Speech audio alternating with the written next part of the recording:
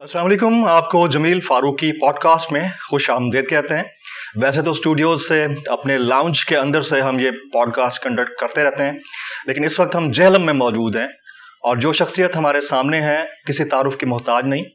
मुल्क के मारूफ engineer, engineering doctrine के नाम से मारूफ हैं और इसके साथ साथ इन्होंने पता नहीं कितने मकातब फ़िक्र इन्वर्टेड कॉमाज में और फ़िक़हों को, आप ये कह सकते हैं कि फ़िरक़ों को अपने पीछे लगाया हुआ है और उनके पीछे लगाने की जो वजूहात हैं वो आपके और हमारे सामने हैं।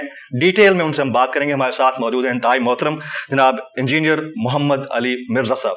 Sir, very warm welcome to the show. जज़ाकल्लाहु Khaira. ला हौला वला कुव्वता इल्ला बिल्लाह। अल्लाहुम्मा सल्लि अला मुहम्मद व अला आलि मुहम्मद। फारूकी साहब, आपको जेहलम एकेडमी में वेलकम है। अल्लाह का नाम लेकर शुरू करें और बगैर किसी तरद्दुद के जो आपके दिल में आए वो पूछें इंशाअल्लाह। इंजीनियर साहब, आप दीन की बात करते हैं, दीन इस्लाम की बात करते हैं, खुलकर बात करते हैं और बड़े दलील के साथ जवाबात दे रहे होते हैं। आपके नाम के साथ इंजीनियर है, कोई मुफ्ती, मौलवी, मौलाना ऐसा लफ्ज मैंने नहीं देखा, लेकिन दलाइल में आपके जान होती है बड़ी। इसकी क्या वजह है? देखें, जो लफ्ज़ है ना इंजीनियर, वो तो मेरी मैकेनिकल इंजीनियरिंग की वजह से मैंने ऑनर्स के साथ की हुई है। उसके बाद प्रोफेशनली मैंने पाकिस्तान में एक सेंसिटिव ऑर्गेनाइजेशन के अंदर जॉब की है 15 साल तक, वहीं से मैंने रिटायरमेंट ली। तो ये तो मेरा एक प्रोफेशन। बाकी ये जो दीन के हवाले से है ये मेरा पैशन है। प्रोफेशन और पैशन में फ़र्क है और दीन हमारी बेसिक नीड भी है। मैं अपनी स्कूल लाइफ से ही किताबें पढ़ने का आदी हूँ अल्हम्दुलिल्लाह, और कॉलेज और यूनिवर्सिटी की लाइफ के अंदर मैंने मुख्तलिफ मकातब फ़िक्र के उलमा की सोहबत भी की, किताबों से भी इल्म हासिल किया और उनसे डिस्कशन से भी। लेकिन चूँकि आपको पता है कि पूरी दुनिया के अंदर जो उलमा वाला मामला है ये एक अलग से लाइन है जिसमें आप किसी ख़ास, जब तक मदरसे से फारिग ना हो तो आप अथराइज़ नहीं अपने साथ कोई मुफ्ती लिखने के या मौलाना या आयतुल्लाह, ये मुख्तलिफ किस्म की टर्मिनोलॉजीज़ यूज़ होती हैं। तो अल्हम्दुलिल्लाह मैंने लिखा भी नहीं, जो डिग्री मेरे पास है वो लिख दी है। बाकी रहा दीन का मामला, चूँकि दीन हमारी बेसिक नीड है और ये हर मुसलमान को पता है कि इल्म दीन हासिल करना हर मुसलमान मर्द औरत के ऊपर फ़र्ज़ है। तो वो अल्लाह का शुक्र है हासिल किया और उसे अवाम के सामने रखा रेफरेंसेस के साथ। हमारी मिसाल उस शख्स की सी है कि जो शख्स आपको किताबों से बता देता है कि भाई किताबों में ये लिखा हुआ है, अब आपकी मर्जी है कि आप इन किताबों पर ईमान लाते हो तो इसे कबूल कर लो, अगर नहीं लाते तो छोड़ दो। मसलन अगर कोई प्राइमरी स्कूल का बच्चा आपको आके ये बताए कि सूरतुल बकरा की आयत नंबर 279 में लिखा है कि जो लोग सूद खाते हैं अल्लाह और उसके रसूल अज़्ज़ा व जल्ला व सल्लल्लाहु अलैहि वसल्लम का ऐलान जंग है उनके लिए, तो आप उससे डिग्री नहीं पूछेंगे, आप सूरह अल बकरा की आयत नंबर 279 देखेंगे। अगर उसमें वो चीज़ निकल आती है तो आप कबूल कर लेंगे, ना निकले तो फिर अगली बात शुरू होगी। तो मैं भी कुरान और सुन्नत से रेफरेंसेस देता हूँ और ख़त्म नबूवत सल्लल्लाहु अलैहि वसल्लम की बरकत से जो इस उम्मत को नबियों वाला काम शिफ्ट हुआ है वो मैं आप सल्लल्लाहु अलैहि वसल्लम के डाकिए की हैसियत से आपकी भोली भाली उम्मत तक पहुँचा रहा हूँ अल्हम्दुलिल्लाह। आपका कोई बाबा नहीं है? बाबा हैं हमारे बाबा जो है वो है जिनकी कब्र मदीने में है। अन्नबिय्यु औला बिल मुमिनीन मिन अनफुसिहिम व अज़वाजुहु उम्महातुहुम। नबी मोमिनीन की जानों से बढ़कर उन पर हक रखते हैं और नबी की बीवियां उम्मत की माएँ हैं। चूँकि ऑनरी तौर पर उम्महातुल मोमिनीन मुसलमानों की माएँ हैं तो आप सल्लल्लाहु अलैहि वसल्लम हमारे रूहानी बाप हैं। तो इस एतबार से वो हमारे बाप भी हैं, हमारे बाबा भी हैं। बाबा हमारा वो होगा जिसको अल्लाह ने हमारा बाबा बना के भेजा है, जिनकी पैरवी का हमें हुक्म है, जिनके साथ हमारी जन्नत और जहन्नम का फैसला होने वाला है। तो अल्लाह का शुक्र है हमारे बाबा जान वो हैं जिनकी कब्र मदीने में है और जो कोई उनके साथ मुखलिस है, उनका वफादार है, वो सब के सब हमारे बाबे हैं। इसको मैंने अर्ज किया है कि जो बाबे किताबों को मानते हैं उन बाबों को हम मानते हैं और जो किताबों के गद्दार हैं उन बाबों को हम नहीं मानते, क्योंकि हमने बाबों की इज्जत किताबों की वजह से, अल्लाह के नबी इस्लाम की निस्बत की वजह से की थी। अगर वो अल्लाह और उसके नबी के साथ वफादारी नहीं कर रहे तो अब उनकी कोई इज्जत नहीं है। ठीक है, बस वो एक आम इंसान की तरह। दौरे हाजिर के किसी मुफ्ती, मौलाना या मौलवी साहब को आप बाबे का दर्जा देते हैं या समझते हैं कि वो उस दर्जे के हैं? नहीं, किसी को नहीं देते दर्जा। आप ये तो मुझसे कह सकते हैं कि मैं किस आलिम दीन को पसंद करता हूँ या किसकी थॉट्स के साथ کچھ حد تک متفق ہوں تو وہ تو میں آپ کو بتا سکتا ہوں. بابے کا درجہ ہے. ہاں جی, اگر آپ اس پریزنٹ ورلڈ میں دیکھیں تو ٹاپ آف دا لسٹ جو پرسنالٹی جن کو میں پسند کرتا ہوں وہ مولانا مودودی ہیں رحمہ اللہ تعالیٰ. میرا خیال ہے کہ پچھلے 1000 سال میں ان کے پائے کا کوئی انسان نہیں آیا.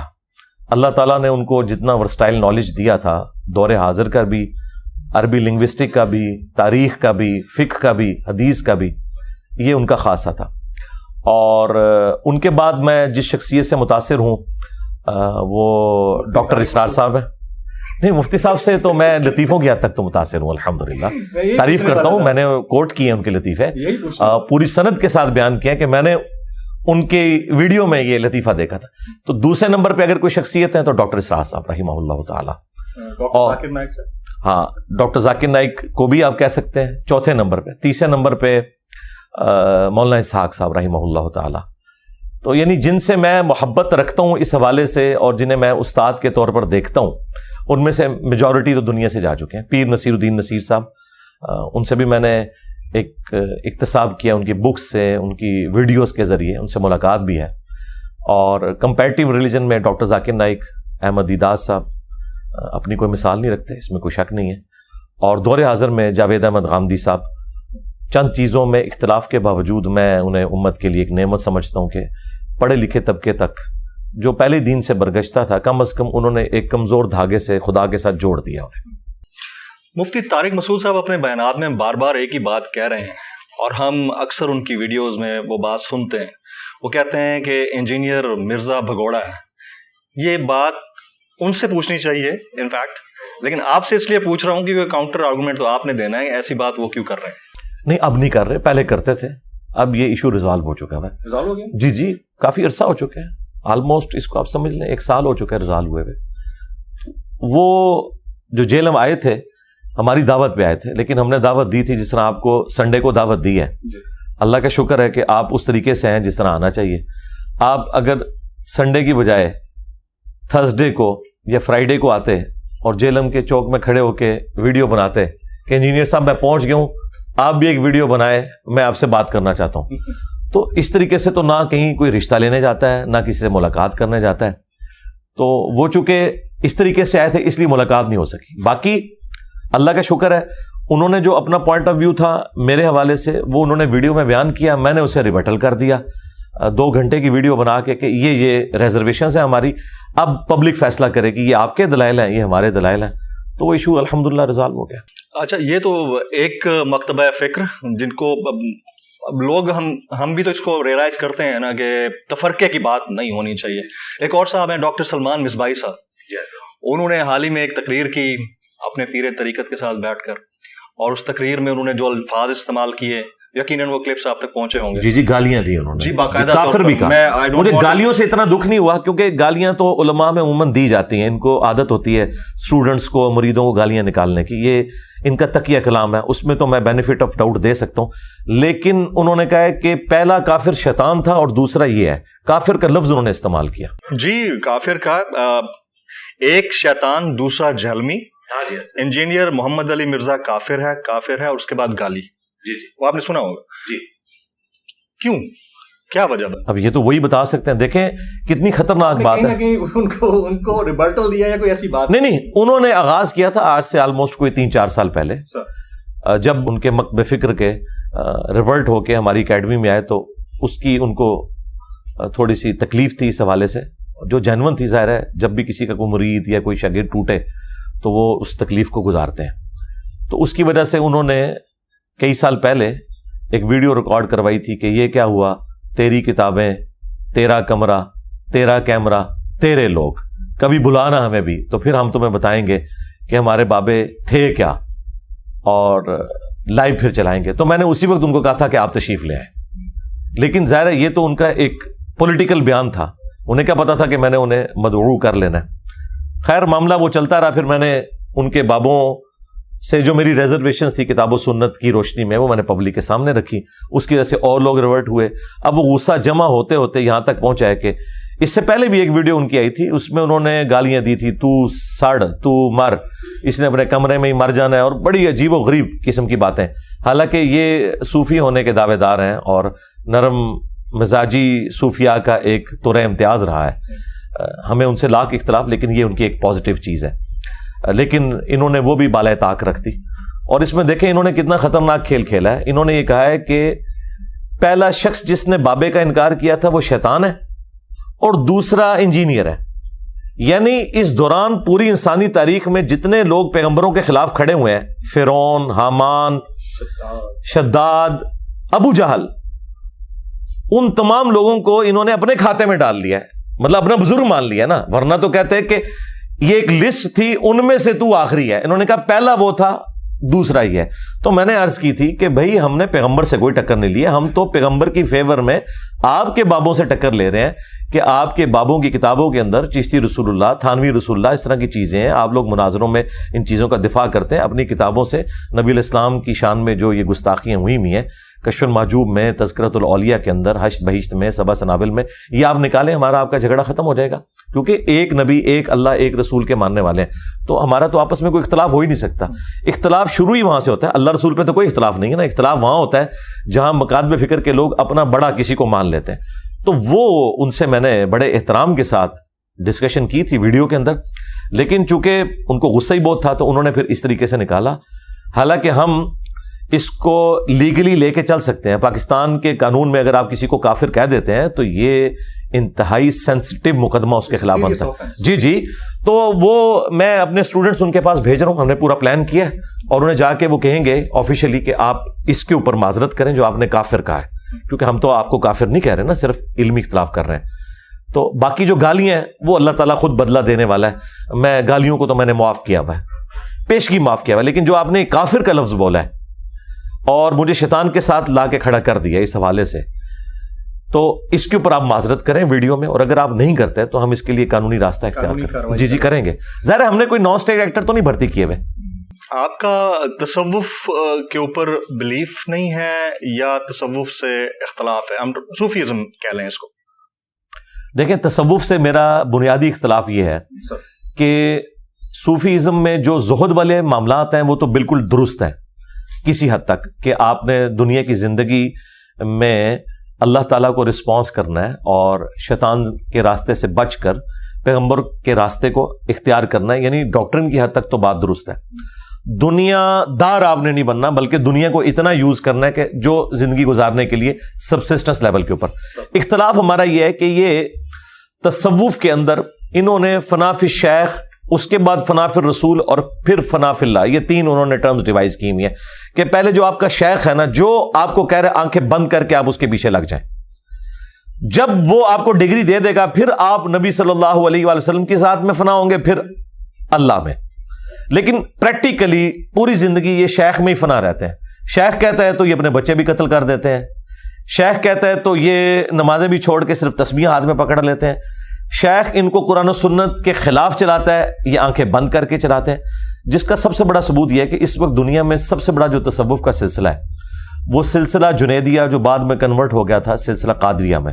چونکہ شیخ عبد القادر جیلانی المتوفا 561 ہجری، وہ سلسلہ جنیدیہ میں ایک ڈومیننٹ بزرگ کی حیثیت سے بعد میں آئے، تو انہوں نے اپنے نام کے ساتھ، ان کا نام عبد القادر تھا، تو ایک قادری سلسلہ.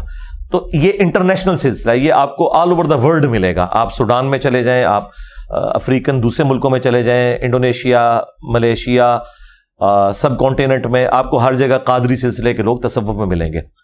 اب سلسلہ ان کا قادری ہے.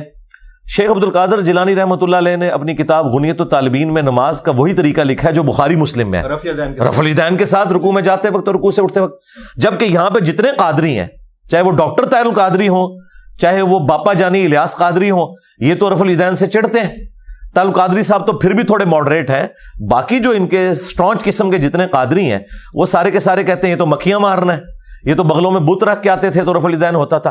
تو ہم ان سے صرف یہ پوچھتے ہیں کہ آپ فنا فی شیخ کیوں نہیں ابھی تک ہوئے؟ آپ عبد القادر جیلانی میں فنا نہیں ہوئے ابھی تک کہ ان کی نماز کا طریقہ ہی آپ اڈاپٹ نہیں کر سکے، اور الٹا آپ اس نماز کے طریقے کو غلط سمجھتے ہیں.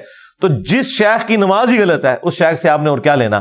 لیکن حقیقتاً یہ ہے کہ ان کے شیخ کی نماز درست ہے، ان کی نماز جو ہے سنت سے ثابت نہیں ہے. 11ویں شریف عبد القادر جیلانی کی طرف انہوں نے منسوب کی ہوئی ہے، لیکن 11ویں کے اوپر صرف لنگر پکا کے کھاتے ہیں. ان کی کتاب سے نماز کا طریقہ نہیں پبلک کو بتا سکتے. کچھ بھی حالات ہو جائیں اس چیز سے تو ہم ڈینائی بہرحال نہیں کر سکتے کہ جو دلیل آپ دے رہے ہیں اس کے اندر وزن ہوتا ہے. میں نے کئی ویڈیوز آپ کی دیکھی. ریسرچ آپ خود کرتے ہیں یا آپ نے کوئی ریسرچر رکھا؟ دیکھیں ریسرچر تو نہیں رکھا. ریسرچر کوئی ہوتا تو کوئی ایک آدھ انجینئر اور بھی پروڈیوس ہو جاتا. یہ دنیا میں اتنی ہلچل مچی ہوئی ہے تو کس وجہ سے مچی ہے؟ دیکھیں اللہ تعالیٰ نے مجھے غیر معمولی صلاحیت دی ہے انجینئر ہونے کی وجہ سے کمپیریٹیو اسٹڈی کرنے کی. انجینئرنگ یونیورسٹی میں بھی میں نوٹس خود بنایا کرتا تھا. آج تک میرے نوٹس چلتے ہیں میکینیکل انجینئرنگ میں.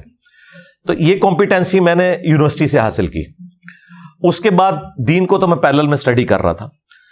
مجھے اللہ تعالیٰ نے اتنا حوصلہ دیا کہ میں تمام مکاتب فکر کی بکس کو ان کے علماء کی تحقیقات کو اسٹڈی کرتا ہوں. پھر ان کے جو بڑے علماء ہیں ان کی ویڈیوز کو دیکھتا ہوں. پھر ایک دوسرے کے خلاف جو یہ لکھتے ہیں وہ بھی پڑھتا ہوں. اور آخر میں قرآن و سنت سے دلائل کو ویریفائی کرتا ہوں کہ کس کی کون سی بات قرآن و سنت کے مطابق ہے اور کون سی نہیں ہے. اب یہ کام باقی مکاتب فکر کے لوگ نہیں کر سکتے. اس کی وجہ یہ ہے کہ ایک بریلوی اسکول آف تھاٹ کا جو مدرسہ ہے اس میں صرف بریلویت سے ریلیٹڈ چیزیں پڑھائی جاتی ہیں. انہیں دیوبند اور اہل حدیث اور اہل تشیع سے متعلق صرف نیگیٹو باتیں بتائی جاتی ہیں. لڑائی ہو جائے گی. ہاں لڑائی ہو جائے گی. ہاں اچھا. اسی طریقے سے دیوبند اور اہل حدیث جو ہیں ان کو مخالفین کی کمزوریاں بتائی جاتی ہیں, اپنی کمزوریاں نہیں بتائی جاتی. میں جو کہ سب کو سنتا ہوں, ایک دوسرے کے خلاف بھی تقریر سنتا ہوں, پھر ان کا اپنا بھی پوائنٹ آف ویو سنتا ہوں. دیکھیں جب تک آپ ایک اہل حدیث سے نہیں پوچھتے جا کے کہ تم اماموں کے گستاخ ہو یا نہیں, تو وہ آپ کو بتائے گا بھی میں اماموں کا گستاخ نہیں ہوں. میں کہتا ہوں کہ حدیث کے مقابلے پہ امام کا قول نہیں لیا جائے گا, تو بات تو ٹھیک کر رہے ہیں. لیکن بریلوی دیوبندی کہتے ہیں یہ اماموں کے گستاخ ہیں, یہ ان کو گالی دے رہے ہیں. اسی طریقے سے بریلوی اور دیوبندی اگر حیات النبی کا کوئی عقیدہ رکھے ہوئے تو اہل حدیث کا کام ہے ان سے جا کے پوچھیں کہ بھئی آپ اس سے مراد کیا دنیا والی حیات لے رہے ہیں یا آخرت کی لے رہے ہیں؟ کیا آپ نبی الاسلام کے بارے میں یہ عقیدہ رکھتے ہیں کہ وہ دنیا سے گئے ہی نہیں ہیں؟ جب تک ان سے کلیریفائی نہیں کریں گے, صرف چند ایک چھوٹے درجے کے علماء کی باتیں اٹھا کے ایک دوسرے کے اوپر چڑھ دوڑنا, میں ایسا نہیں کرتا. پوری ورکنگ کرتا ہوں کمپیریٹیو اسٹڈی کے بعد. جہاں مجھے کوئی ایمبیگوٹی آتی ہے میں بڑے علماء سے رابطہ کر کے ان چیزوں کو کنکلوڈ کرتا ہوں. تو میں نے تو آلموسٹ اپنی زندگی کے آپ سمجھ لیں 25-30 سال اسی کام میں لگائے. تو آلموسٹ 15-20 سال لگانے کے بعد میں اس ہاٹ سیٹ پہ آ کے بیٹھا ہوں. اللہ کا شکر ہے ہمارے دلائل پبلک کے سامنے, کوئی چیلنج کرے کہ یہ نہیں لکھا ہوا, ایک چیز ثابت ہوتی ہے. آپ نے نہ صرف مختلف مکاتب فکر کے لوگوں کو اپنا دلائل کی وجہ سے مخالف بنا لیا, بلکہ سیاستدانوں کو بھی بنا لیا. اور حال ہی میں کچھ میں نے آپ کی ویڈیوز دیکھی جس میں آپ نیک اور ایماندار سیاستدانوں میں سے کسی ایک کی تعریف کر رہے تھے, میں نام نہیں لینا چاہوں گا. اس کے بعد آپ کو شدید ہزیمت کا بھی سامنا کرنا پڑا اسٹیٹ لیول کے اوپر, حکومتی سطح کے اوپر. تو کیوں نہیں بولنے دیا جاتا جب آپ کسی کو دیکھتے ہیں کہ وہ ایماندار ہے اور اس کی بات کرنی چاہیے؟ میرا خیال ہے ڈیموکریٹک ویلیوز کو فالو کرنا ضروری ہے, جو کہ جب ہم نے اپنے ملک کا نام اسلامی جمہوریہ, خان صاحب, جی میں سمجھ گیا ہوں, خان صاحب کی بھی میں نے تعریف کی تھی اور سراج الحق صاحب کی بھی کی تھی. ہاں جی. تو میں جس کی بھی پازیٹیو چیز دیکھتا ہوں, میں نے شاید خاقان عباسی کی بھی تعریف کی ہے. میں اس وقت تعریف کرتا تھا خاقان عباسی صاحب کی جب پی ٹی آئی والوں کو برے لگتے تھے. اب تو ان کی باتیں پی ٹی آئی والوں کو بھی اچھی لگنی شروع ہو گئی ہیں, کیونکہ مجھے پتا تھا کہ یہ بندہ دل سے بولتا ہے. اسی طریقے سے نواز جو وہ کھوکر صاحب, مصطفیٰ نواز کھوکر, میں ان کا فین ہوں کہ دلیر آدمی ہے اور جس بات کو صحیح سمجھتا ہے بڑے دلیل کے ساتھ وہ بندہ رکھتا ہے. میرا خیال ہے جب تک ہمارے اندر یہ حوصلہ نہیں ہے نا کہ ہم اپنے مخالفین کی بات کو سن کر دلائل کے ساتھ اپنی اصلاح نہیں کرتے, ہم نے ایک قدم بھی اس ملک کو آگے نہیں لے کے جانا. جن قوموں کی ترقی کی مثالیں ہم دیتے ہیں نا, وہاں تو کتنی ڈیبیٹس ہوتی تھی. اگر آپ فرینچ ریولوشن کے بعد جو معاملات ہوئے ہیں, جو لیفٹ کے لوگ تھے, جو رائٹ کے لوگ تھے, جس طرح آپس میں ڈسکشن کرتے تھے, وہ تو یہ آپ کی مچھلی منڈی تو اس کے مقابلے میں شاہی کوئی نہیں ہے. اور لڑ بھیڑ کے انہوں نے آج دیکھیں دنیا کو رہنے کے قابل بنا دیا ہے. اللہ کا شکر ہے, سیکنڈ ورلڈ وار کے بعد آلموسٹ دنیا میں سکون آ گیا. تو یہ انسانیت نے لرن کی ہے نا چیزیں کہ اختلاف رائے, آپ ایک دوسرے کا برداشت کریں, ایک دوسرے کو موقع دیں اور اس طریقے سے آگے بڑھیں. جب آپ ایک طرف کہتے ہیں کہ جی ہم نے اے پولیٹیکل ہونا ہے, تو جب کوئی شخص آپ کو اے پولیٹیکل ہونے کا کہتا ہے اور یہ کہتا ہے کہ بھائی جب آپ نہیں تھے تو اس کی وجہ سے ہم نے نقصان اٹھایا, تو اس کو گالی نہیں سمجھنا چاہیے. جب ہمارے ایکس آرمی چیف نے آخری تقریر میں کہا کہ پاکستان کی فوج کو گالیاں اس لیے پڑتی ہیں کہ ہم پولیٹکس میں لچ فرائی کرتے رہے اپنا, اگرچہ ہم سب سے زیادہ قربانیاں دے رہے ہیں. تو یہ تو آپ کے ادارے نے خود مان لیا, لہٰذا یہی بات جب ہم کرتے ہیں تو اس کا کسی کو برا نہیں ماننا چاہیے, یہ تو آپ کی پالیسی ہے. ہاں اس زمانے میں اگر بات ہوتی جب آپ کی اسٹیٹ پالیسی ڈفرینٹ تھی تو پھر آپ شاید برا مانتے. تو میں ابھی بھی یہی کہتا ہوں کہ جن لوگوں نے اس زمانے میں, جس طرح جاوید احمد غامدی صاحب تھے, انہوں نے اس زمانے میں یہ آواز بلند کی تھی کہ آپ لوگ سیاست سے اپنے آپ کو الگ کریں. اسی طریقے سے صحافیوں میں نجم سیٹھی صاحب اور حامد میر صاحب اور اس طرح باقی جو بڑے صحافی ہیں جو اس وقت یہ باتیں کرتے تھے اور غدار وطن کا فتویٰ لگتا تھا, تو میرا خیال ہے ان سارے لوگوں سے معافیاں مانگنی چاہیے کہ ہم لوگ ہمیں صحیح کہتے تھے. اچھا, اب اس سے پہلے کہ میں بڑے امپورٹنٹ کوسچنس کی طرف جاؤں, کیونکہ وہ فقہی مسئلے ہیں اور لوگوں نے مجھ سے براہ راست رابطہ کر کے وہ کہا ہے کہ ان کے جوابات لینے, میں 3-4 سیاست دانوں کا نام لے دیتا ہوں, مجھے بتائیے کہ ان میں سے بہتر آپ کو کون لگتے ہیں. تھا تو نہیں ہے لیکن کیونکہ ڈسکشن ادھر آ گئی تو میں وہ ایک سوال ہے آپ کو, نواز شریف صاحب, شہباز شریف صاحب, مریم نواز صاحبہ, بلاول بھٹو صاحب, آصف زرداری صاحب, عمران خان صاحب اور مولانا فضل الرحمان صاحب, ان سب میں سے بہتر کون لگتا ہے؟ سراج الحق صاحب کو آپ نے نکال ہی دیا ہے. وہ تو ہے ہی ہے, وہ تو سپر پولیٹیشین. دیکھیں خان صاحب کے معاملے میں جو ایک غلوف والا تھوڑا سا ایلیمنٹ ہوا, اس کو اگر نکال دیا جائے, جو انہوں نے اسٹیبلشمنٹ کے حوالے سے ایک ریڈ لائن کو کراس کیا, 9 مئی والا معاملہ, جی 9 مئی والا واقعہ, اس کو اگر نکال دیا جائے تو میرا خیال ہے اس وقت ساری جماعتوں کو یہ مان لینا چاہیے کہ جو آپ کا ایک رونا دھونا تھا چارٹر آف ڈیموکریسی کے پوائنٹ آف ویو سے کہ فوج کو اے پولیٹیکل ہونا چاہیے, تو وہ بیانیہ ووٹ کو عزت دو پریکٹیکلی تو اس وقت خان صاحب کے ہاتھ میں, تو میرا خیال ہے ان کو بھی مان لینا چاہیے. تو میں بس اتنی بات کر سکتا ہوں. Very right. اب ذرا تھوڑا سا ٹیکنیکل اسلامک کوسچنس کی طرف آتے ہیں. میں نے آپ کی ایک ویڈیو میں دیکھا تھا, آپ نے کہا کہ اگر کوئی چاند پہ ہو اور اس کو وہاں نماز پڑھنے کا موقع ملے تو اس کا قبلہ کس طرف ہونا چاہیے, تو آپ سیدھا زمین کی طرف دیکھیے. دیکھیں آپ میری ریسرچ بھی دیکھ لیجیے, میں کتنا آپ کو فالو کرتا ہوں, تو سیدھا زمین کی طرف دیکھیے, آپ کا قبلہ وہی ہے. اب اگر کسی نے چاند کے اوپر رہائش اختیار کر لی ہے, چاند کے اوپر پلاٹس بک رہے ہیں, لوگ وہاں رہنا شروع ہو گئے ہیں, اور چاند کے اوپر رمضان مبارک آ گیا ہے, چاند کے اوپر آپ نے روزے مکمل کر لیے ہیں, اب عید کا چاند دیکھنا ہے تو کیا کیا جائے؟ پہلی تو بات یہ ہے کہ سب سے پہلے ہمارے ملک کے جو پراپرٹی ڈیلرز ہیں, جی پراپرٹی ڈیلرز جتنے ہیں نا, سب سے پہلے تو یہ وہاں پہنچیں گے. ویسے میں آپ کو بتاؤں یہ پاسبل بھی ہے. اس وقت یہ بھی جو انڈیا والوں نے اپنا مشن بھیجا ہے, انہوں نے جو وہاں کی جو رپورٹ دی ہے اس کے مطابق چاند کی سرفیس کے اوپر جو پتھر ہے نا, اگر ان میں سے آکسیجن کو ریٹریو کیا جائے تو 8 ارب انسانوں کے لیے 1000 سال کی آکسیجن موجود ہے. 1000 سال تک. اس وقت جتنے لوگ ہیں نا, یہ 1000 سال تک کم از کم چاند پہ رہ سکتے ہیں, لیکن وہ اگر حاصل کر لی جائے. عید کیسے منائیں؟ ہاں جی, عید تو میرے بھائی یہاں پہ بھی ایک نہیں ہو رہی ہے, تو میرا خیال ہے کہ جس کا دل کرے سعودیہ کے ساتھ کر لے, جس کا دل کرے پاکستان کے ساتھ کر لے. سیٹلائٹ سے کنیکشن ہوگا اور سعودیہ والوں سے رابطہ کیا جائے. ظاہر ہے اس کے لیے دیکھیں جو مرکزی پوائنٹ ہے وہ تو زمین ہی ہے نا, چاند کو دیکھنے کے پوائنٹ آف ویو سے, تو ظاہر ہے کہ اسی چیز کو فالو کیا جائے. جب انسان چاند پہ پہنچ جائے گا تو اس کا زمین کے ساتھ بھی رشتہ رہے گا.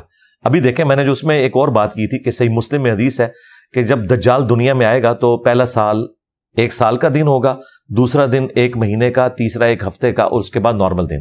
تو صحابہ کرام نے کہا کہ ہم نمازوں کا کیا کریں گے, تو آپ نے فرمایا تم اس اعتبار سے اسے کاؤنٹنگ کر لینا, اس کو شمار کر لینا. اب اس زمانے میں تو لوگ شمار نہیں کر سکتے تھے, اس زمانے کی ضرورت تھی تو اب شمار ہے. 24 گھنٹے کے دن رات والا معاملہ وہاں پہ چل رہا ہے. اگرچہ سورج افق کے لانگ چلتا ہے 6 مہینے تک, لیکن دن رات انہوں نے اس اعتبار سے ڈیوائڈ کیے ہوئے ہیں. آپ عشاء کی نماز بھی سورج نکلی ہوئی حالت میں پڑھ رہے ہوتے ہیں. تو اس کے لیے جو سٹینڈرڈ ہے وہ تو گرین وچ ٹائم سے لیا ہوا ہے نا, تو ٹھیک ہے زمین ہی سٹینڈرڈ ہوگی, زمین کو سٹینڈرڈ مانا جائے اور اس اعتبار سے عید. اچھا, چندریان کے چاند پر پہنچنے کے بعد چاند اتنا پاک ہے کہ عید کے لیے دیکھا جا سکے.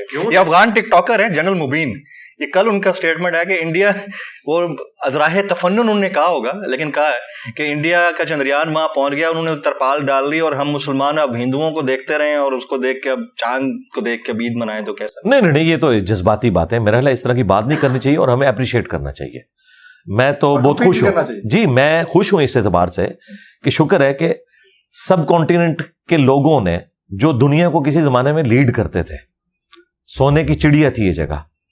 गोरे हमारे बाद आके ईस्ट इंडिया कंपनी बना के हमसे सब कुछ हथिया के हमें पीछे छोड़ के, तो मुझे तो खुशी है इंडिया की तरक्की में पाकिस्तान की तरक्की भी है, ये पूरा रीजन तरक्की करेगा। देखें इंडिया और चाइना की आपस में कितनी दुश्मनी है, लेकिन सैकड़ों बल्कि हजारों बिलियंस ऑफ डॉलर्स की उनके आपस में ट्रेड होती है दुश्मनी के बावजूद, और हम अभी तक जज्बाती डॉक्ट्रिन को लेकर चल रहे हैं। मैं बिल्कुल इस हक में नहीं हूं कि इंडिया पाकिस्तान की कोई जंग हो, लड़ाई हो, दोनों गरीब मुल्क हैं, एक दूसरे को मार बैठेंगे।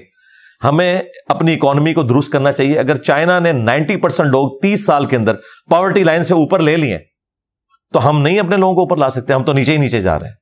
ये बहुत अफसोसनाक बात है। अफसोसनाक। अब जरा आते हैं नजम सेठी साहब के साहबजादे, उनसे मंसूब एक खबर कुछ दिन पहले चली।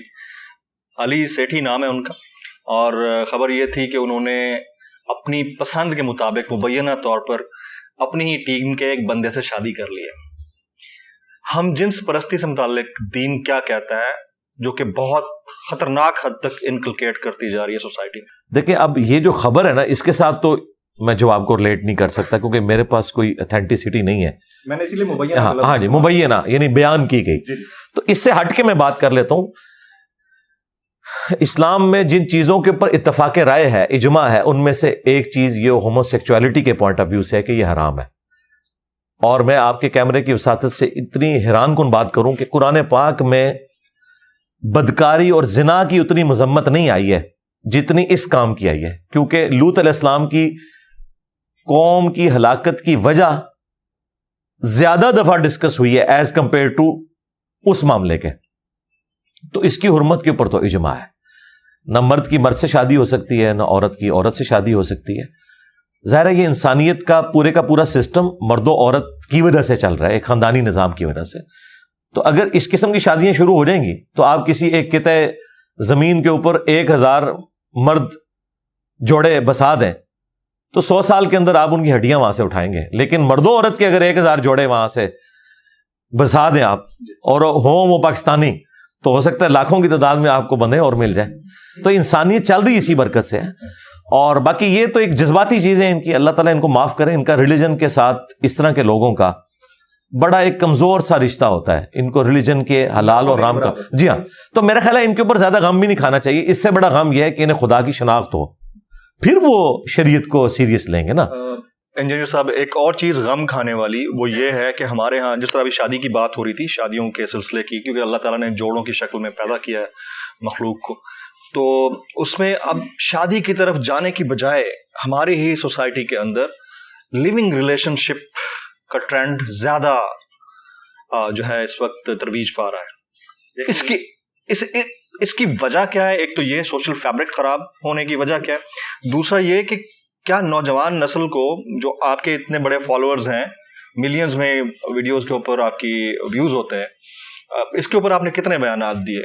मेरे तो बहुत सारे बयानात हैं। मैंने तो इस्लाम के सेक्स डिसिप्लिन के ऊपर जितनी गुफ्तगू की है और बारहा अपनी वीडियोस में कहा है कि मुझे इस्लाम की 2 चीज़ें टॉप ऑफ लिस्ट पसंद है। नंबर 1 अकीदा तौहीद, जो आपको दुनिया के हर झूठे खुदा से, बदमाश से आज़ाद कर देता है और आप एक अल्लाह के सामने झुकते हैं।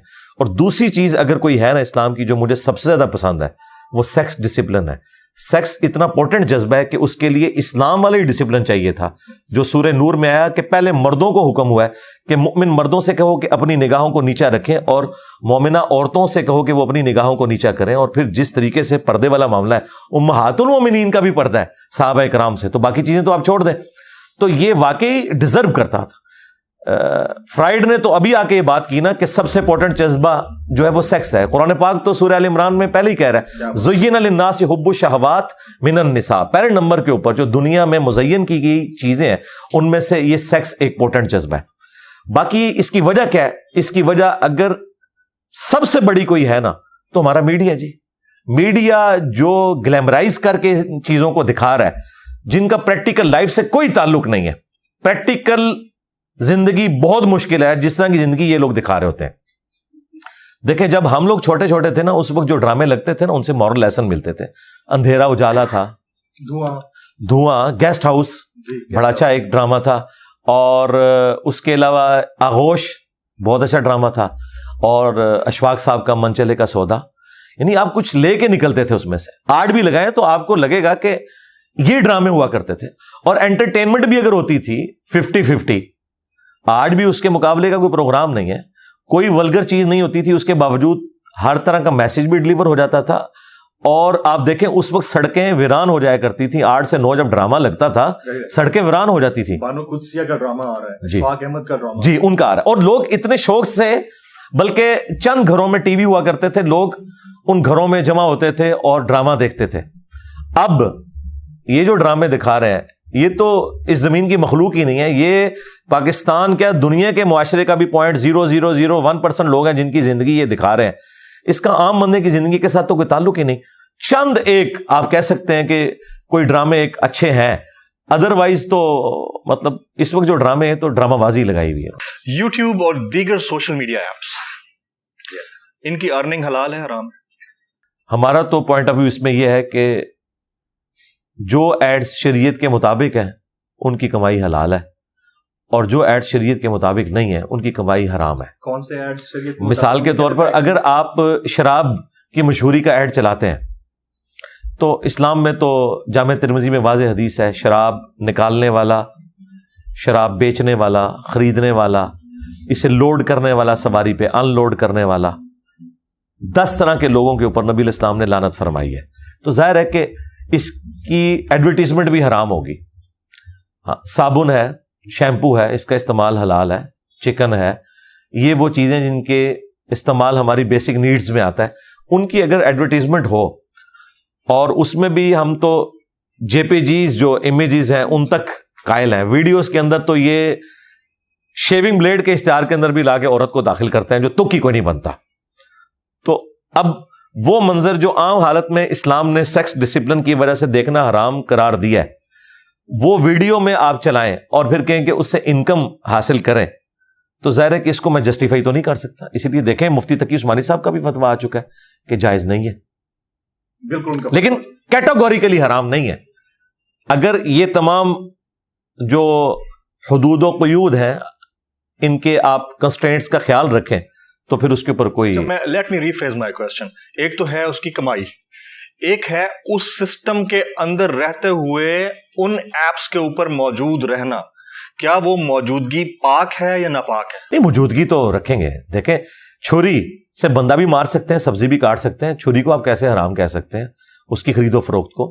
اسی طریقے سے جو آپ کے گیجٹس ہیں ان کا استعمال پازیٹیو بھی ہے, نیگیٹو بھی ہے. آپ اس طرح کیٹاگوریکلی تو نہیں کہہ سکتے کہ چونکہ زیادہ نیگیٹو استعمال ہے تو حرام ہو جائے گا.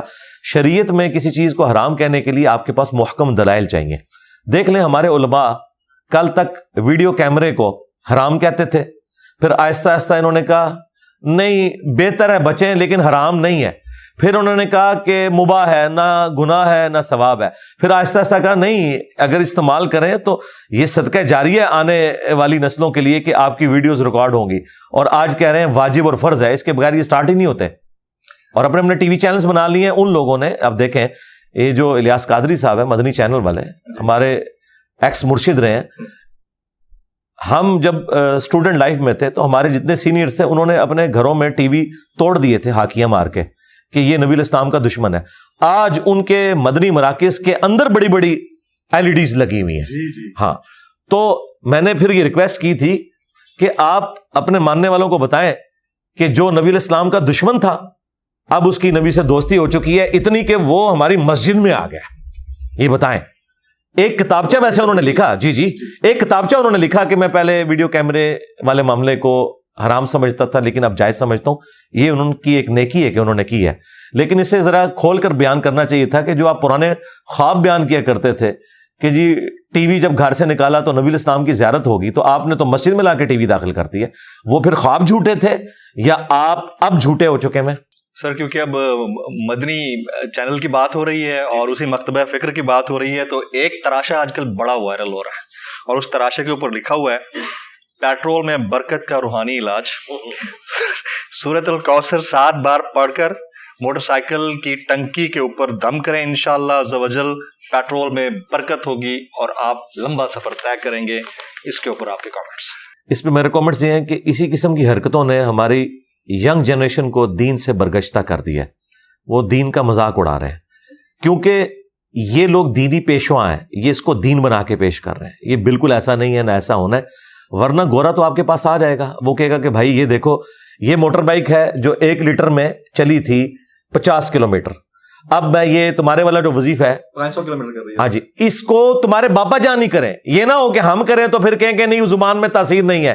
To cut the story short, میں کہتا ہوں کہ باپا جانی ہی اس کے اوپر وہ دم کر دیں, تاکہ کل کو اگلا بہانہ آپ یہ نہ بناؤ کہ جی آپ کی زبان میں تاثیر نہیں ہے. وہ کوئی بندہ اس طرح کا ہو جس کی زبان میں تاثیر ہو تو وہ پھر باپا جانی خود ہے, تو وہ کر کے بتائیں. ان کا حال یہ ہے کہ ان کے ایک مرید, اس بچارے کا موبائل خراب ہو گیا جس کے اوپر وہ چارجنگ والا جو سگنل تھا وہ بار بار یوں حرکت کر رہا تھا, وہ اکثر موبائل میں وہ ایرر آ جاتا ہے. وہ کہتا ہے جی باپا جانی سے جب سے ہو کے آئے تو مسلسل بغیر چارجر کے ہی چارج ہو رہا ہے, اور اس کی ویڈیو بھی وائرل ہو گئی. تو یہ لوگ میرا خیال ہے کہ اسلام کے لیے ایک بدنامی کا باعث بنے ہوئے ہیں, اسی لیے پھر ان واقعات کے اوپر میمز بنتی ہیں, اور اتنی غیر ذمہ داری کا یہ لوگ ثبوت دیتے ہیں. یہی باپا جانی اپنی ایک ویڈیو میں بتا رہے تھے کہ ہمارے ایک مفتی صاحب جو فوت ہوئے, ان کے مدرسے کے ان کے مرید تھے, ان کی قبر پہ کچھ لوگ حاضر ہوئے تو اندر سے نماز پڑھنے کی قرات کی آواز سنائی دے رہی تھی, اور ظہر کا وقت تھا. سارے لوگ سامنے بیٹھے ہوئے کہہ رہے ہیں سبحان اللہ. زور کے وقت تو قرات نہیں ہوتی, یہ آپ کو بھی پتا ہے. اب دیکھیں زور کے وقت تو سائلنٹ رہتا ہے. جی سائلنٹ ہوتا ہے اور آہستہ آواز میں ہوتا ہے.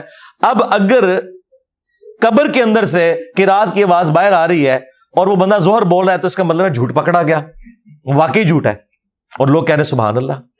یعنی کم از کم اسے مغرب عشاء کرتے, کم از کم جھوٹ تو طریقے سے سلیقے سے بولا کریں. اس سچویشن میں وہ لوگ جن کی ویڈیوز بڑی وائرل ہوتی ہیں, ایک تو ہاتھوں کو چومنا, مزار کے اوپر جا کر سجدہ کرنا, اس کے بعد پھونک مار کے کھڑا کر دینا, اور پھونک مار کے کرنٹ لگا کے گرا دینا. یہ کیا ہے؟ یہ وہی ہے جو ڈیوڈ کاپر فیلڈ کرتا ہے, ایلوژن ہے. ہاں جی ظاہر ہے, ان کے اپنے لوگ ہیں یہ جو منہ سے بلیڈ نکال رہے ہیں, اور جی جن پڑے ہوئے بندے کو اور وہ ٹھیک ہو جاتا ہے. یہ سب کے سب ایکٹر ہیں. مجھے بتائیں David Copperfield Statue of Liberty اس نے غائب نہیں کیا, کیمرے کے اندر کیا. پورا ایک بوئنگ 747 غائب کر دیا, پوری ٹرین غائب کر دی, دیواریں چین میں ایک طرف سے داخل ہوا دوسری طرف سے نکل گیا, ٹھیک ہے, ایک بندے کے 2 ٹکڑے کر دیے بعد میں جوڑ دیے. سب کا سب کیمرے کا کمال, نظر کا دھوکہ. یہاں پہ بھی یہی کچھ ہو رہا ہے. یہ اس قسم کی جو چیزیں ہیں نا, یہ اسلام کی بدنامی کا باعث بن رہی ہیں. اگر یہ لوگ سمجھتے ہیں کچھ کر کے دکھا سکتے ہیں تو میں نے ایک چھوٹی سی ڈیمانڈ رکھی ہے ان کے لیے. خود ان کے جو بڑے بزرگ ہیں خادم رضوی صاحب, وہ کہا کرتے تھے کہ امام مالک کا قول ہے کہ امت مر جائے اس سے پہلے کہ نبی الاسلام کی گستاخیاں ہو رہی ہیں اور وہ اسے روک نہیں پا رہی. تو میں نے کہا تھا بابا جی آپ تو کہتے ہیں کہ دنیا میں بزرگوں کی ڈیوٹی لگی ہوئی ہے, تو آپ کے بزرگ کیوں نہیں مر جاتے جن کی ڈیوٹی ہے کہ وہ یوٹیوب سے نبی الاسلام کی شان میں جو گستاخانہ ویڈیوز ہیں وہ کیوں نہیں ڈیلیٹ کروا دیتے؟ امت کیا وہ امت ہی نہیں ہے؟ انہوں نے اپنے نبی کا کلمہ نہیں پڑھا ہوا, یا وہ اپنے نبی کے غدار ہیں؟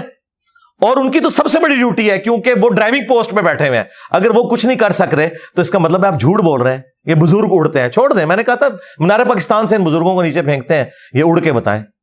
کوئی نہیں اڑ سکتا. اسٹیچو آف لبرٹی کو ادھر لے آئیں. جی جی کچھ نہیں, یا اسٹیچو آف لبرٹی کو مارگلا ہلز پہ لا کے رکھیں, انشاءاللہ ہمارے پرائم منسٹر بھی, آرمی چیف بھی ان کی بیعت کر لیں. اچھا جہاں تک وہ سجدے کا تعلق ہے تو اس میں یاد رکھیے گا کسی بھی مکتبہ فکر کے نزدیک یہ جائز نہیں ہے کہ آپ کسی قبر پہ سجدہ کریں. مزارات پہ جانے کے اعتبار سے اختلاف ضرور موجود ہے, لیکن سجدے کا کوئی بھی نہیں کہتا. اب مزارات پہ جو جانے والے لوگ ہیں انہیں بھی یہ معلوم ہے کہ ہم نے اس صاحب مزار کے لیے دعا کرنی ہے, یا زیادہ سے زیادہ کوئی معاملہ تھا تو وسیلہ اور توسل کا تھا کہ اللہ تعالیٰ کے حضور ان کا وسیلہ پیش کیا جائے.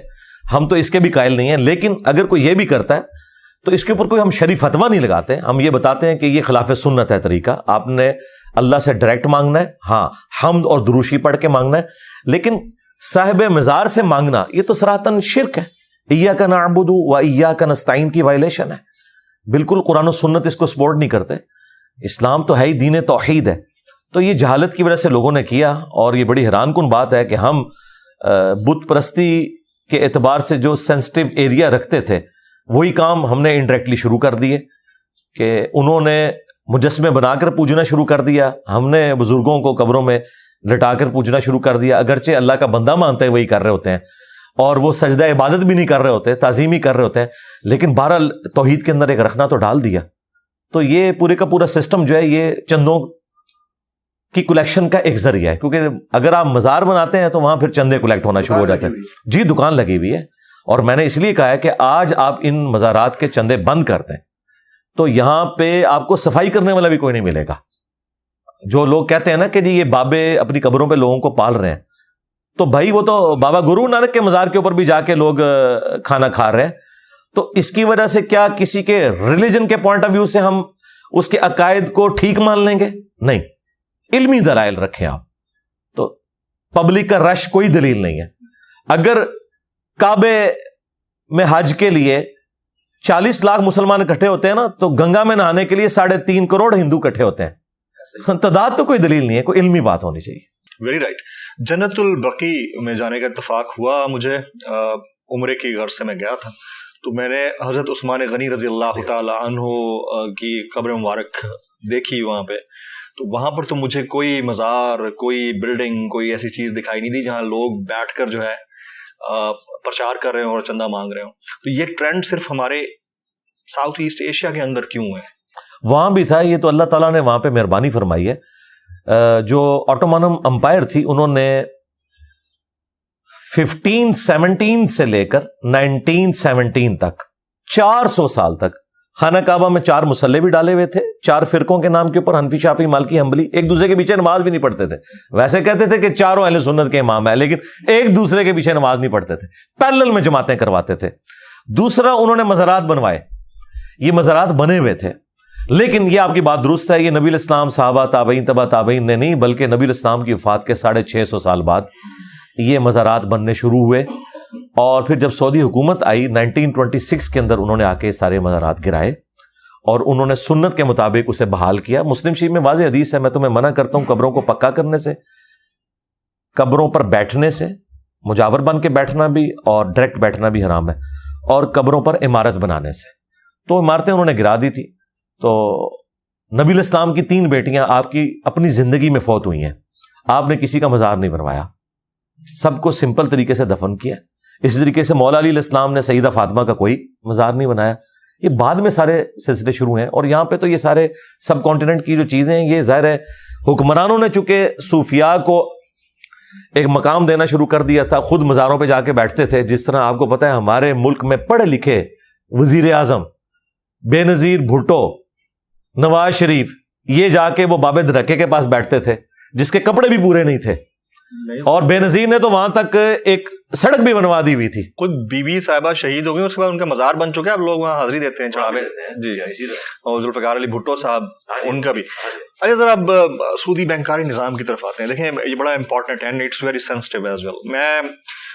میرا اگر ایک کرنٹ اکاؤنٹ ہے, اس میں پیسہ پڑا ہوا ہے, اور جس طرح ہماری کرنسی ڈی ویلیو ہو رہی ہے اور کرنٹ اکاؤنٹ کے اندر پڑا ہوا پیسہ مزید کم ہو رہا ہے, isn't rightly so کہ وہ پیسہ سیونگ اکاؤنٹ میں ہو, کم از کم وہ جو ڈیپریسیشن ہے وہ ڈیپریسیشن کاسٹ افیکٹو ہو, اور اس میں ہمارا پیسہ جو پڑا ہے تھوڑا سا پروفٹ مارجن کے ساتھ بڑھ جاتا ہے ایوری منتھ یا اینولی, کیونکہ وہ سسٹم نے ہمیں ایسا دیا ہے. اگر سسٹم نے نہ دیا ہوتا تو ہم جب اے ٹی ایم سے پیسے نکالنے جاتے ہیں تو اس کی بھی 10 سے 15 روپے فیس پرچی نکلنے کی بات آتی ہے, that is counted as an interest. تو اگر انٹرسٹ ہے ہی سسٹم کا حصہ تو ہم اس کو حرام کہہ سکتے ہیں؟ سب سے پہلے تو کلیئر کر لیں کہ جو اے ٹی ایم کے چارجز ہیں وہ انٹرسٹ نہیں ہے, وہ سروس چارجز ہیں. اے ٹی ایم کی بجائے وہاں کلرک بیٹھا ہوتا اور آپ اس کی خدمات حاصل کرتے تو آپ نے اس کے سروس چارجز تو دینے تھے, لہٰذا وہ انٹرسٹ نہیں ہے. انٹرسٹ کی بیسک ڈیفینیشن ہے پیسے کے بدلے پیسہ. جب سروسز انوالو ہو جائے یا کموڈٹی انوالو ہو جائے پھر سود والا معاملہ ختم ہو جاتا ہے, آپ اس کو پھر ربا نہیں کہیں گے. اب یہ جو پیسہ ڈی ویلیو ہونے والا مسئلہ ہے, تو یہ مسئلہ بھی تو تھرڈ ورلڈ کنٹریز کا ہے نا, یورپ امریکہ کا نہیں ہے. اچھا, کتنی حیران کن بات ہے کہ ہمارے جو واعظین ہیں وہ حکمرانوں کو خوش کرنے کے لیے کہ کہیں کسی کے اندر کوئی تڑپ نہ پیدا ہو جائے سسٹم کو چینج کرنے کی, وہ ہمیں میٹھی نیند سلا دیتے ہیں یہ کہہ کے کہ آپ کو گناہوں کی سزا مل رہی ہے. یہ قیامت کی نشانی ہے یار, قیامت کی ساری نشانیاں پاکستان میں پوری ہونی ہے. یورپ امریکہ تو اوپر جا رہا ہے, وہاں تو قیامت کی کوئی نشانی پوری نہیں ہو رہی. یہ سب کے سب ڈرامہ بازی ہے. یہ ہمیشہ سے یہ علماء سو حکمرانوں کو اس طرح کی فیول کرتے رہتے ہیں, ان کو اٹھاتے رہتے ہیں تاکہ عوام جو ہے نا وہ میٹھی نیند سوئی رہے. اس کا سولوشن کیا ہے؟ سولوشن یہ ہے کہ یہ جو انٹرسٹ ریٹ اس وقت تقریباً 22% تک جا چکا ہے.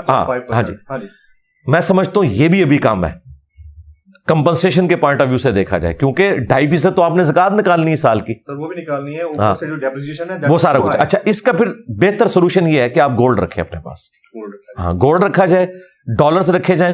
گولڈ 1 سال کے اندر ڈبل ہو چکا ہے. دنیا کا کوئی کاروبار آپ کو یہ پروفٹ نہیں دے سکتا کہ آپ کے پاس اگر پچھلے سال 1 ملین تھا اور وہ 2 ملین بن جائے. گولڈ تو کر رہا ہے اور حلال بھی ہے.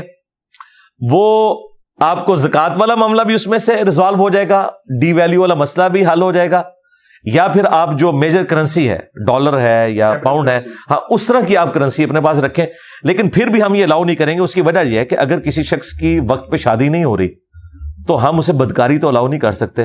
اسے ہم روزے رکھنے کا مشورہ دیں گے جو ہمارے نبی نے دیا ہے, بخاری مسلم میں حدیث ہے, اے نوجوانوں کے گروہ جس میں استطاعت ہو, یعنی وہ فائنینشلی سپورٹ کر سکتا ہو فیملی کو, تو وہ نکاح کر لے. کیونکہ نکاح کرنا آنکھوں کو نیچا رکھتا ہے اور تمہاری شرمگاہ کی حفاظت اور عفت اور عصمت کی حفاظت کا ذریعہ ہے.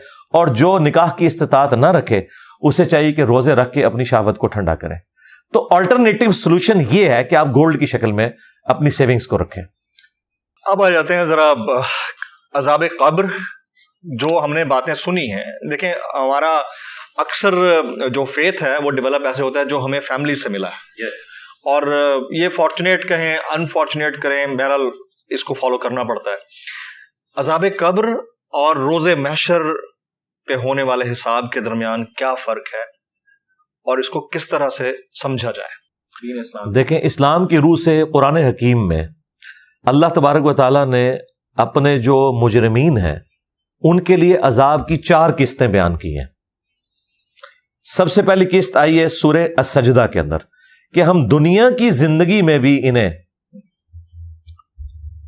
کچھ تکلیف دیں گے تاکہ یہ ہماری طرف پلٹ آئیں. اس کے لیے عذاب کا لفظ استعمال ہوا, یعنی تکلیف.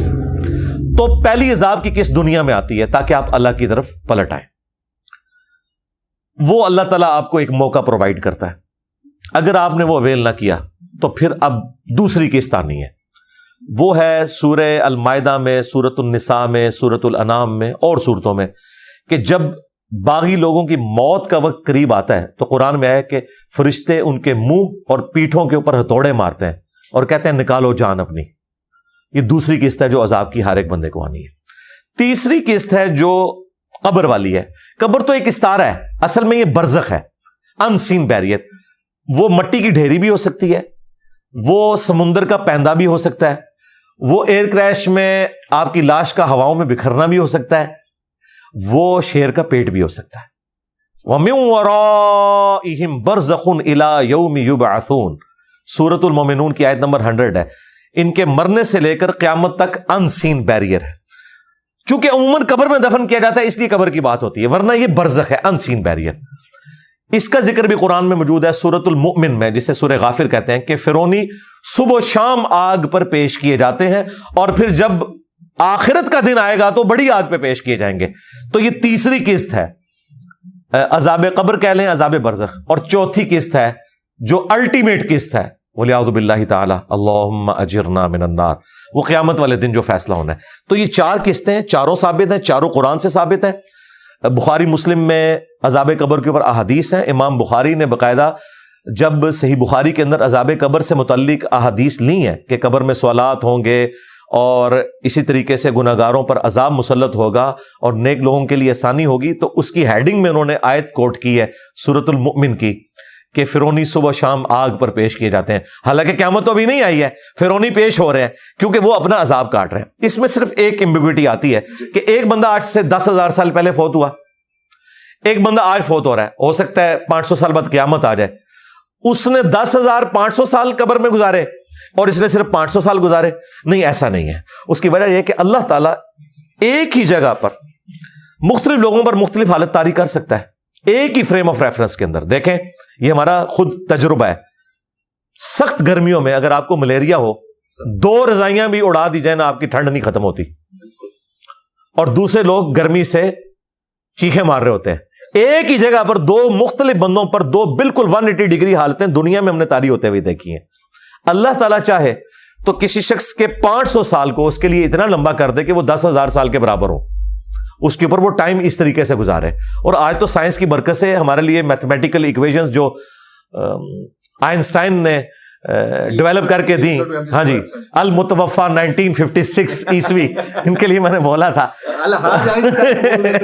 حافظ اللہ بول دیتے اگر وہ زندہ ہوتے. تو آئنسٹائن نے تو یہ مسئلے حل کر دیے کہ کس طریقے سے ٹائم آپ مختلف جگہوں پر مختلف حالتوں میں گزر سکتا ہے.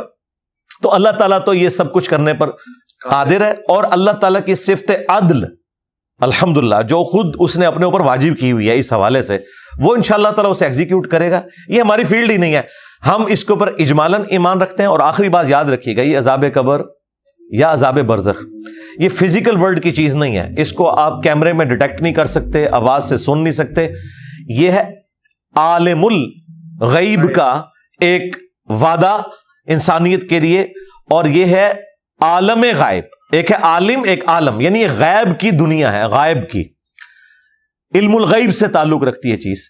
فرشتے ہمارے ساتھ موجود ہیں, بخاری مسلم میں ہے کہ جہاں قرآن کی مجلس ہوتی ہے فرشتے ڈھانپ لیتے ہیں, لیکن آپ ڈیٹیکٹ نہیں کر سکتے. ہمارے ساتھ فرشتے اٹیچ ہیں, یہ ڈیٹیکٹ نہیں ہوتے.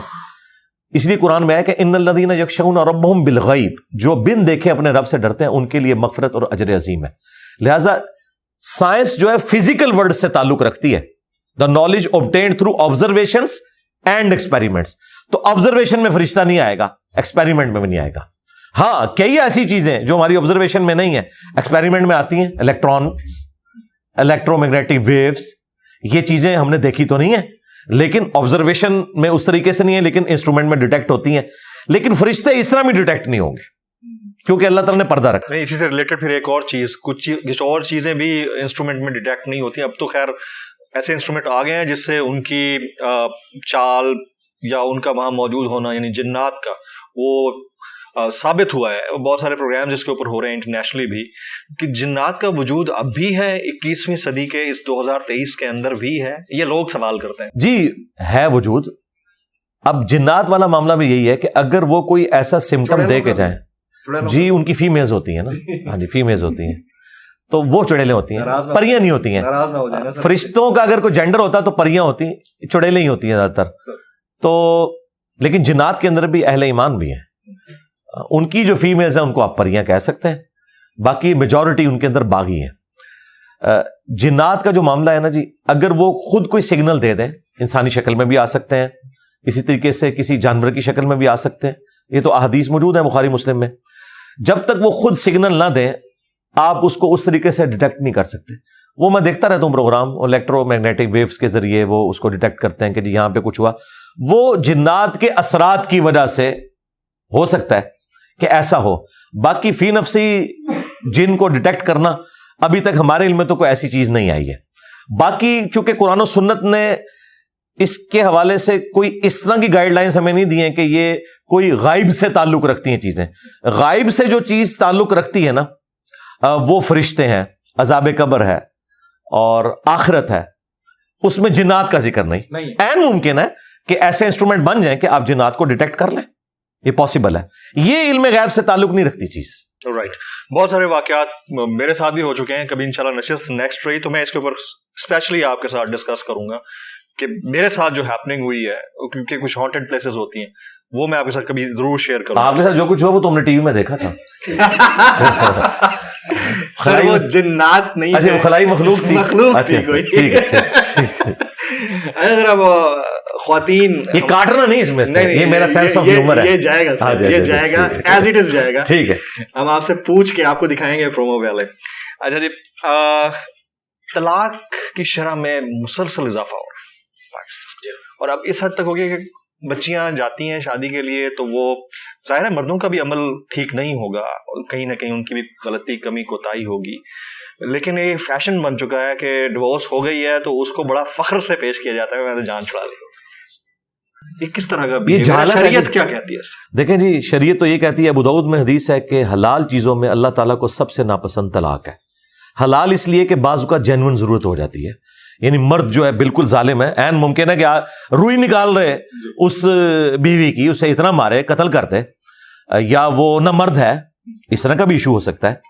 طلاق اتنا سینسٹیو ایشو ہے کہ صحیح مسلم میں حدیث ہے کہ شام کے وقت شیطان جو ہے وہ روزانہ میٹنگ کال کرتا ہے اور اس کا تخت پانیوں پہ لگا ہوا ہے, جو بعض ماڈرن اسکالرز نے کہا کہ عین ممکن ہے یہ برمودا ٹرائنگل پہ لگا ہو. بہرحال وہ اپنے سارے چیلوں کو اکٹھا کرتا ہے, وہ اسے رپورٹ دیتے ہیں. کوئی کہتا ہے آج میں نے فلاں شخص سے چوری کروائی, فلاں سے بدکاری کروائی. شیطان کسی کے گناہ کے اوپر خوشی کا اظہار نہیں کرتا. جب ایک چیلا اسے آ کے بتاتا ہے آج میں نے میاں بیوی کے درمیان علیحدگی کروا دی, وہ اسے گلے لگا کے ملتا ہے کہ اصل کام تو نے کیا ہے, کیونکہ یہ خاندانی نظام تو میاں بیوی کے رشتے کے اوپر ڈیپینڈنٹ ہے. یہ بریک ہوگا تو پھر اولاد بھی جو ہے وہ معاشرے کے لیے ناسور بن جائے گی. تو اسلام میں طلاق تو آخری درجے تک اوائڈ کی گئی ہے. جی بخاری مسلم میں حدیث ہے کہ عورت ٹیڑھی پسلی سے پیدا ہوئی ہے. یہ اس کے لیے نیگیٹو بات نہیں ہے, بلکہ بلٹ ان اس کی کمزوری بتائی گئی ہے. اس سے نفع حاصل کرو, اس سے سیدھا کرنے کی کوشش نہ کرو. سیدھا کرتے ہوئے اسے توڑ بیٹھو گے اور اسے توڑنا, اسے طلاق دینا ہے. مسلم شریف میں حدیث ہے کوئی بھی مؤمن اپنی مومنہ بیوی سے بغض نہ رکھے. بخاری مسلم میں حدیث ہے میں اپنی وفات کے بعد سب سے بڑی آزمائش تمہارے لیے تمہاری بیویاں چھوڑ کے جا رہا ہوں, تمہاری عورتیں ہیں, ان کے ساتھ حسن سلوک کرنا ہے. حتیٰ کہ بخاری مسلم میں ایک سفر میں نبی علیہ السلام عورتوں کا جو قافلہ تھا وہ اس کو جو ہانک رہا تھا نا, اس کو آپ نے فرمایا کہ آہستہ ہانکو, شیشیاں ہیں کہیں ٹوٹ نہ جائیں. یعنی اتنی رسپیکٹ والا معاملہ. خود نبی علیہ السلام بیٹیوں والے تھے. سیدھی سی بات ہے. تو طلاق آخری درجے میں وائڈ ہونی چاہیے. یہ معاشرے میں طلاق ہو رہی ہے, اس کی سب سے بڑی ریزن جو ہے ہماری معاشرتی اقدار کا ٹوٹ جانا ہے, پلس میڈیا جس طریقے سے گلیمرائز کر کے میاں بیوی کے رشتے کو پیش کرتا ہے. بیوی بھی سمجھتی ہے کہ جاتے ہی میں نے جو ہے پتہ نہیں فلاں گاڑی کے اندر جا کے بیٹھ جانا ہے اور فلاں بنگلہ میرا انتظار کر رہا ہے. اسے تو نہیں پتا کہ ساس انتظار کر رہی ہے, اگرچہ وہ اس کی سگی خالہ ہی کیوں نہ ہو. شادی سے پہلے تو وہ خالہ اپنے خاوند سے لڑ رہی ہوتی ہے اپنی بھانجیوں اور بھتیجوں کے پیچھے, اور شادی کے بعد انہی عورتوں کو وہ غلام بنا لیتی ہیں اور اکثر علیحدگیاں ہو جاتی ہیں. دوسری بڑی ریزن جو ہے وہ اکانومی ہے. جی سیدھی سی بات ہے, جب گھر میں پیسہ نہیں ہوگا نا تو لڑائی جھگڑے ہوں گے. آپ نے تیسری ریزن کے اوپر روشنی ڈالی سر, وہ بھی بڑی امپورٹنٹ ہے, اور وہ ہے عشق ممنوع. ہاں وہاں پہ بھی میں آنے لگا تھا. اس کے بعد اگر کوئی چیز ہے نا تو یاد رکھیں کہ میاں بیوی کے درمیان جو بانڈ ہے نا وہ دو چیزوں کے اوپر ہے, سیکس اور اولاد. کسی ایک معاملے میں بھی کوتاہی ہوگی نا یہ رشتہ کمزور ہو جائے گا. اگر اولاد نہیں ہو رہی ہے پھر بھی میاں بیوی اس مضبوط بانڈ میں نہیں رہتے. اولاد ہو گئی لیکن تربیت کے معاملے میں خامند کو بیوی سے شکایت, بیوی کو خامند سے شکایت. اور دوسرا سیکس, جو آپ نے بات کی کہ فری سیکس نہیں ہونا چاہیے. خامند اپنی بیوی کے ساتھ مخلص ہو, بیوی اپنے خامند کے ساتھ مخلص ہو, تو یہ سارے معاملات صحیح چل سکتے ہیں. اچھا, اب معاملہ اس سے بھی ایک نہج آگے بڑھ چکا ہے, ایک لیول آگے ہے. اس کی وجہ یہ ہے کہ پاکستان کے اندر جو ڈرامہ اب اس وقت بن رہا ہے, ظاہر ہے اس کا امپیکٹ ہے سوسائٹی کے اوپر, سوشل فیبرک کو تباہ کرنے یا اس کو بنانے میں اس کا پورا ایک کردار ہے. تو ڈرامے کے اندر دکھایا گیا جاتا ہے بھابھی کا دیور کے ساتھ ایکسٹرا میرٹل افیئر, سالی کا بہنوئی کے ساتھ ایکسٹرا میرٹل افیئر, اور اسٹیپ بردر کا اسٹیپ سسٹر کے ساتھ. اور یہ انڈین اور پاکستانی ڈراماز میں اب آرام سے دکھایا جاتا ہے, اور اس کو ہم نے ایز اے سوسائٹی ایسے ایکسیپٹ کرنا شروع کر دیا ہے جیسے ہماری سوسائٹی کا حصہ ہے. نہیں یہ بہت ظلم ہے. میں اس پہ کامنٹ کروں گا کہ کئی اکا دکا واقعات اس طرح کے رپورٹ ہوتے ہیں اور ان کے اوپر پورے ڈرامے بنا کے لوگوں کو ایجوکیٹ کرنا, یہ بڑے ظلم والی بات ہے. میں تو کہتا ہوں ان چیزوں کو ڈسکس بھی نہیں کرنا چاہیے اس حوالے سے کہ آپ اسے اتنا کر کے پریزنٹ کریں. جس طرح ہمارے بعض صحافی حضرات ہیں, کوئی یونیورسٹی میں کوئی چھوٹا سا واقعہ رپورٹ ہوا کسی معاملے کے اندر, پکڑ کے اسے میڈیا میں لے آتے ہیں اور پورے ملک کے اندر ایک فضا قائم ہو جاتی ہے. یہ کوئی خدمت نہیں اس معاشرے کی. لیکن ہمارے بڑوں کو دیکھنا چاہیے کہ اگر کوئی واقعہ رپورٹ ہوتا ہے اس حوالے سے اور اس طرح کے ڈرامے بنائے جا رہے ہیں, تو یہ سینسر بورڈ جو ہے یہ کس لیے بیٹھا ہوا ہے, یہ کس لیے تنخواہیں کھا رہے ہیں. ان کا کام ہے کہ ان چیزوں کو سینسر کریں, اور یہ چیزیں ہمارے آئین کی روح سے بھی خلاف قانون ہے اس طرح کے معاملات کو لے کے چلنا. پہلے تو یہ سارے جی آئین ہے پاکستان, آئین یعنی کتاب میں تو لکھا ہے, اسے فالو تو کرنا ہے. دیکھیں پریکٹیکلی تو قرآن موجود ہے, امت فالو نہیں کر رہی, لیکن اس کا یہ مطلب تو نہیں ہے کہ ہم لوگوں کو ترغیب نہیں دلائیں گے. تو آئین موجود ہے اور آئین پہ جو لوگ نہیں چل رہے ہم انہیں ترغیب دلائیں گے. اسرائیل کا کانسٹیٹیوشن ان کی اسلامی کتاب ہے, کیا پاکستان کا کانسٹیٹیوشن قرآن نہیں بن سکتا تھا؟ دیکھیں لکھا تو ہوا ہے قرارداد مقاصد میں کہ پاکستان میں کوئی قانون ایسا پاس نہیں ہوگا جو کتاب و سنت کے منافی ہو. اگر قانون نہیں بن سکتا تو ڈرامے کہاں سے بنا رہے ہیں اس قسم کے لوگوں کو ایجوکیٹ کرنے کے لیے؟ یہ کوئی ایجوکیشن والا معاملہ نہیں. قرآن سیکس ڈسپلن میں اتنا سینسٹیو ہے کہ پورے قرآن میں کسی عورت کا نام نہیں آیا. ہمیشہ آیا نوح کی بیوی، لوط کی بیوی، ٹھیک ہے. صرف ایک عورت کا نام آیا اور وہ بھی معجزانہ طور پر ایک ایشو تھا. عیسیٰ ابن مریم کی پیدائش ہوئی، وہ بھی حضرت عیسیٰ علیہ السلام کی وجہ سے.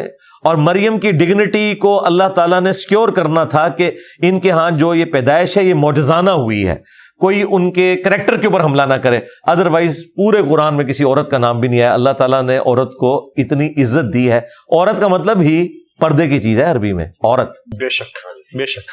اسلامی جمہوریہ پاکستان، اسلامی جمہوریہ پاکستان یعنی اسلامک ریپبلک آف پاکستان، اسلامی اور جمہوریہ ایک دوسرے کے ساتھ مل سکتے ہیں؟ بالکل مل سکتے ہیں جی، مل سکتے ہیں. کیسے؟ اس لیے کہ اسلام میں آپ نے جو حلال کے دائرے کے اندر فیصلہ کرنا ہے وہ میجورٹی کو دیکھ کے کرنا ہے. احادیث میں بھی آپ دیکھیں جب حدیث کے اوپر ڈسکشن ہوتی ہے نا تو کہا جاتا ہے کہ یہ فلاں راوی جمہور محدثین کے نزدیک ثقہ ہے، صدوق ہے یا ضعیف ہے، یعنی میجورٹی کی کیا رائے ہے. قرآن میں ہے کہ وَأَمْرُهُمْ شُورَىٰ بَيْنَهُمْ، اہل ایمان کے آپس کے معاملات جو ہیں وہ مشورے سے طے پاتے ہیں. نبی الاسلام بھی صحابہ کرام سے مشورہ لے کے چلتے تھے، حالانکہ آپ کو وحی کی تائید بھی حاصل تھی، پھر بھی آپ مشورے کو لے کے چلتے تھے. تو جمہور کی رائے دیکھی جائے حلال کے دائرے کے اندر. حرام کے معاملے میں چاہے علماء کے ہیں چاہے اسکالرز کے ہیں، اگر قرآن کی روح سے سنت کی روح سے کوئی چیز حرام ہے نا اس کو کسی کی رائے حلال نہیں کر سکتی. ایک گورا ہے، اس نے کتاب لکھی ہے The Dark Side of Democracy. اس کے اندر وہ لکھتا ہے کہ جمہوریت اکثریت کی آمریت کا نام. تو یہ کیا چاہتے ہیں کہ ایک بادشاہ ہمارے اوپر مسلط ہو جائے جو ہم سے فریڈم آف ایکسپریشن چھین لے. مجھے بتائیں آج کے اس ماڈرن دور کے اندر جو یورپ اور امریکہ ایک آسودہ حال زندگی وہاں پہ لوگ انجوائے کر رہے ہیں، یہاں تک کہ وہ مولوی جو ان ملکوں میں جانے کو حرام کہتے ہیں ادھر سے آئے ہوئے ڈالروں کے اوپر اپنا گزارا کر رہے ہیں، اور ان کا ویزا آج لگائیں تو وہ محفل نعت کے لیے بھی تقریر کرنے بھی وہاں پہنچ جاتے ہیں. اور اس سے بڑھ کر جب انہیں دوسرے مولویوں سے جان کا خطرہ ہوتا ہے تو جان بچانے کے لیے وہ ملکوں میں جاتے ہیں، اور اسے کہتے ہیں اسلامی ملک اور انہیں کہتے ہیں غیر اسلامی ملک. بھائی یہ مسلمان ملک ہے، وہ اسلامی ملک ہے جہاں پہ جسٹس ہے، انصاف ہے، ٹھیک ہے. چند ایک چیزوں پہ آپ کا اختلاف ہے نا. تو میرے بھائی یورپ نے یہ سب کچھ جو حاصل کیا ہے نا اسی ڈیموکریسی کی برکت سے بیسک ہیومن رائٹس حاصل کیے ہوئے ہیں. اب اگر آپ نیگیٹو چیزیں نکالیں گے اس کی تو یہ کیا ہمارے اوپر بادشاہ مقرر کرنا چاہتے ہیں کہ وہ مرتے ہوئے اپنے بیٹے کو مسلط کر دے اور وہ مرتے ہوئے اپنے بیٹے کو مسلط کر دے اور لوگوں کی زبانیں کھچوا دے؟ تو ہم تو اس قسم کی چیز نہیں چاہتے. ہم چاہتے ہیں کہ فریڈم آف ایکسپریشن ہونا چاہیے. بادشاہ تو ہمارے اوپر مسلط ہے نا، سعودیہ کے اندر تو کنگڈم ہے. تو کنگڈم ہے نا، وہ تو ڈیموکریسی نہیں ہے نا، تو ہم اسے ڈیموکریسی نہیں مانتے. اسی کی بات کر رہا ہوں جی ڈیموکریسی نہیں ہم مانتے. تو نہیں وہ کرتے ہیں. نہیں ہم تو نہیں فالو کرتے بالکل نہیں، وہ تو آمریت ہے، ڈیموکریسی تو نہیں ہے وہ. ہاں جی یہ تو دیکھیں انہوں نے تو نام ہی سعودی عرب رکھ دیا. میں تو اس نام کے بھی حق میں نہیں ہوں. حرمین کہنا چاہیے، حرمین. ہاں اپنا نام تو انہوں نے رکھا ہوا ہے خادم حرمین الشریفین. سعودی تو ایک خاندان تھا سعود جس کے ساتھ انہوں نے منسوب کر دیا ہے اتنی بڑی سرزمین کو، صرف اس لیے کہ اس قبیلے نے اسے سلطنت عثمانیہ کے ساتھ جو معاملات ہوئے جب وہ فرسٹ ورلڈ وار کے بعد کمزور ہوئی تو یہ علاقہ ان کے پاس آ گیا. اس وجہ سے میں تو اس نام کے بھی خلاف ہوں، حرمین ہی کہنا چاہیے. اسی سے کنیکٹڈ ایک اور سوال، دین اسلام میں بہتر درجہ سیاست کا ہے یا خلافت کا ہے؟ سیاست تو ایک ورسٹائل ٹرم ہے، خلافت اس کا حصہ ہے. یعنی آپ یہ پوچھیں کہ اسلام میں جو طرز سیاست ہے وہ خلافت ہے یا کنگ شپ ہے یا ڈیموکریسی ہے، تو ہم یہ کہتے ہیں کہ ڈیموکریسی خلافت کی ہی ماڈرن فارم ہے. اس زمانے میں چونکہ قبائلی سسٹم تھا، یہ جو کہتے ہیں نا جی چند بڑے اصحاب تھے ان سے مشورہ کیا جاتا تھا، بھائی وہ بڑے اصحاب ایک بندہ نہیں ہوتا تھا. اگر سیدنا علی مشورے میں شامل ہیں تو پورے کا پورا بنو ہاشم کا قبیلہ اس کا وہ ریپریزنٹیٹیو ہے، جس طرح ہمارے پورے شہر کا ریپریزنٹیٹیو ایک MNA بن کے جاتا ہے. ٹھیک ہے، وہ قبائلی سسٹم میں تو یہی ہوگا کہ ایک قبیلے کا سردار وہ رائے دے گا. کیوں کہ وہ سردار خود ڈیموکریسی سے چوز ہوا ہے. وہ اس طرح چوز نہیں ہوا کہ باپ کے بعد بیٹا اور بیٹے کے بعد پھر اس کا بیٹا، اس طرح نہیں ہے. وہ پورے ایک کرائٹیریا سے نکل کے اوپر آیا. تو ظاہر ہے کہ وہ آلریڈی ایک ڈیموکریسی سے اوپر آیا ہوا ہے. یہاں پہ بھی آپ دیکھیں ہمارے MNAs جب جاتے ہیں تو وہ جا کے سلیکٹ کرتے ہیں. باقی ظاہر ہے اس کا ایک جو ڈارک پہلو ہے کہ یہاں پہ ٹرو ڈیموکریسی کبھی آنے ہی نہیں دی، اور اس کی وجہ سے آج ہم یہ خاری کاٹ رہے ہیں.